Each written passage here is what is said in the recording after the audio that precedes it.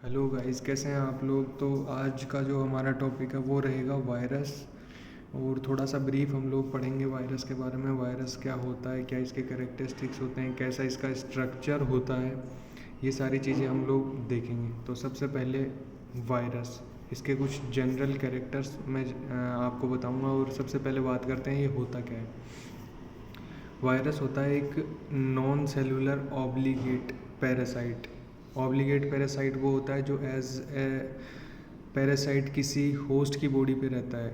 अगर होस्ट नहीं है तो वो बिल्कुल भी सरवाइव नहीं कर पाएगा। ऑब्लिगेट पैरासाइट का प्रॉपर मीनिंग हम समझ सकते हैं कि वो पूरी तरह से होस्ट पे डिपेंडेंट रहता है। ठीक है।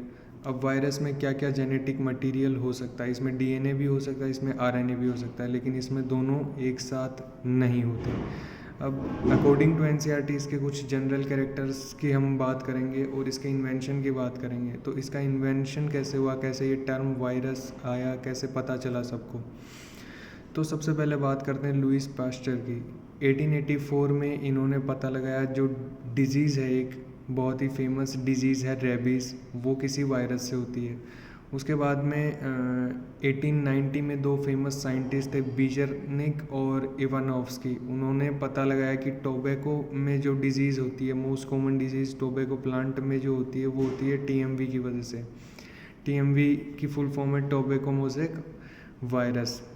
उन्होंने बताया कि इसकी वजह से टोबैको प्लांट में डिजीज़ होती है। तो इस तरह से टर्म वायरस, मतलब एक्चुअल टर्म वायरस तो दी इवानोव्स्की और बेजर्निक ने 1890 के अंदर।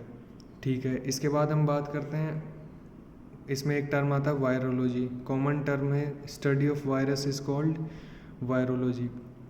अब वायरस में एक सबसे कॉमन स्ट्रक्चर है एग्जाम्स में जो पूछा जाता है, बैक्टीरियोफेज। एनसीईआरटी उसका डायग्राम देती है बैक्टीरियोफेज का। सबसे ऊपर उसके हेड होता है, उसके नीचे कॉलर, उसके नीचे शीथ होती है, सबसे नीचे टाइनी उसके लेग्स होते हैं, पिंस होते हैं, और एक बेस प्लेट उसमें होती है। ठीक है। तो ये स्ट्रक्चर आपको याद करना है एनसीईआरटी से। उसके बाद में आते हैं कुछ दो तीन चीज़ें और देती है एनसीईआरटी वायरस की, जैसे कि फिल्ट्रेबल होता है ये। फिल्ट्रेबल यानी अपन इस वायरस को फिल्टर कर सकते हैं। इसके बाद में एनसीईआरटी बताती है कि प्रोटीन कोट। अच्छा, इसके अंदर प्रोटीन कोट प्रेजेंट होता है, जिसके अंदर एक चीज़ प्रेजेंट होती है, उसको बोलते हैं अपन कैप्सिड। और कैप्सिड मिल के बना होता है कैप्सोमियर्स से। कैप्सिड का काम क्या होता है, सबसे पहले बात करते हैं कैप्सिड क्या होता है। कैप्सिड होता है जो इसके जेनेटिक मटेरियल को स्टोर करता है। इस वायरस का जो भी स्पेसिफिक जेनेटिक मटेरियल होगा उसको स्टोर करता है कैप्सिड। अब कैप्सिड का काम क्या है, कैप्सिड का काम है इसका प्रोटेक्शन करना। ये एक एज ए शेल वर्क करता है वायरस के लिए। ठीक है। इसके बाद में एनसीईआरटी एक लिखती है कि virus is enclosed bye envelope, कि वायरस एक एनवेलप से एनक्लोज होता है। अगर एनवेलप प्रेजेंट है तो हम उसको बोलेंगे एनवेलप्ड वायरस, अगर एनवेलप एब्सेंट है तो हम उसको बोलेंगे नेकेड वायरस। ठीक है। इसके बाद में है एक point tissue specific. Virus is very tissue specific. बहुत कम टिश्यूज़ में और बहुत स्पेसिफिक टिश्यूज़ में ये एंटर करते हैं अपनी होस्ट में। ठीक है।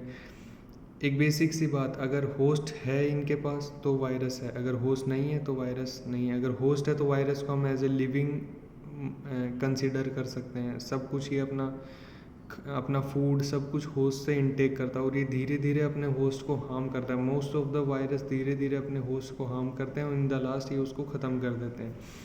अगर किसी वायरस के पास होस्ट नहीं है तो इसको हम लिविंग नहीं कह सकते। मतलब वायरस कुछ ऐसी लेवल में लाई करता है between living and non living. इसीलिए जो क्लासिफिकेशन है हम उसमें 5 किंगडम में वायरस को नहीं पढ़ते हैं, हम उनके अलावा पढ़ते हैं वायरस, वायरोइड और लाइकेंस को। ठीक है। इसके बाद में वायरस होता है पॉलीहेड्रल।